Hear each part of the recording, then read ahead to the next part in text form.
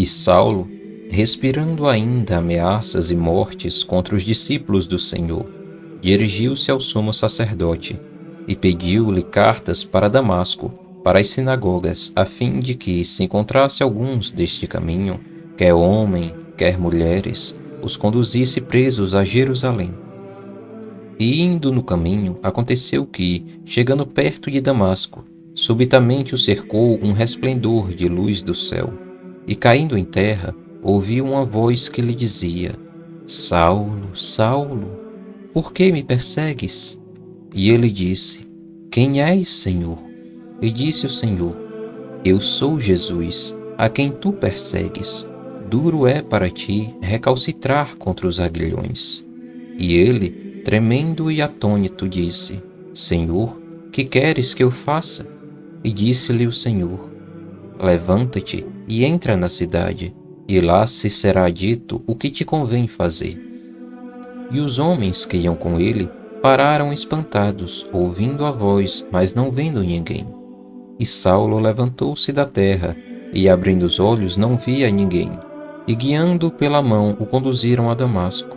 E esteve 3 dias sem ver, e não comeu nem bebeu. E havia em Damasco um certo discípulo chamado Ananias, e disse-lhe o Senhor em visão: Ananias, e ele respondeu: Eis-me aqui, Senhor. E disse-lhe o Senhor: Levanta-te e vai à rua chamada Direita, e pergunta em casa de Judas por um homem de Tarso chamado Saulo, pois eis que ele está orando.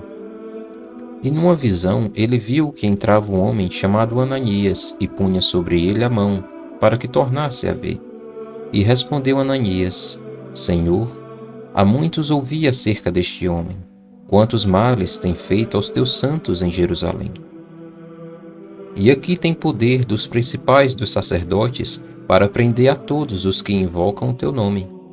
Disse-lhe, porém, o Senhor: Vai, porque este é para mim um vaso escolhido, para levar o meu nome diante dos gentios e dos reis e dos filhos de Israel. E eu lhe mostrarei quanto deve padecer pelo meu nome. E Ananias foi e entrou na casa e, impondo-lhe as mãos, disse: Irmão Saulo, o Senhor Jesus, que te apareceu no caminho por onde vinhas, me enviou, para que tornes a ver e seja cheio do Espírito Santo. E logo lhe caíram dos olhos como que umas escamas, e recuperou a vista, e levantando-se foi batizado.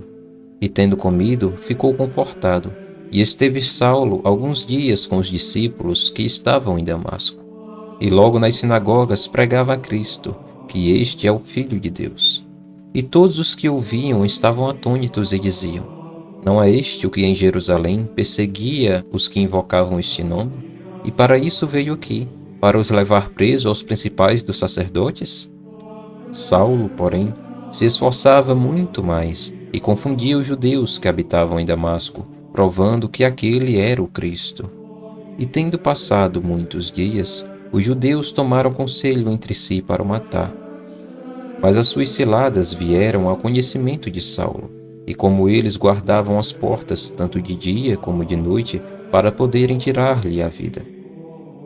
Tomando-o de noite os discípulos o desceram, dentro de um cesto pelo muro, e quando Saulo chegou a Jerusalém, procurava juntar-se aos discípulos, mas todos o temiam, não crendo que fosse discípulo.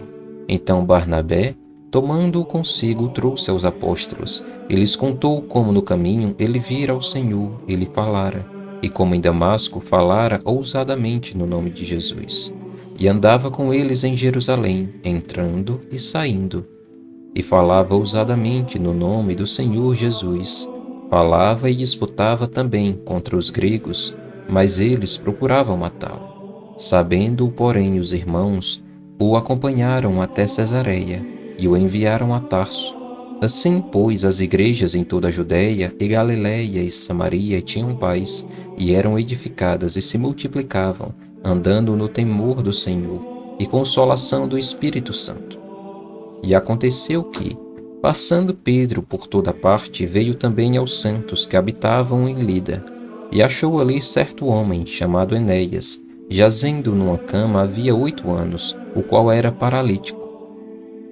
E disse-lhe Pedro: Enéas, Jesus Cristo te dá saúde, levanta-te e faze a tua cama. E logo se levantou. E viram-no todos os que habitavam em Lida e Sarona, os quais se converteram ao Senhor. E havia em Jope uma discípula chamada Tabita, que traduzido se diz Dorcas. Esta estava cheia de boas obras e esmolas que fazia.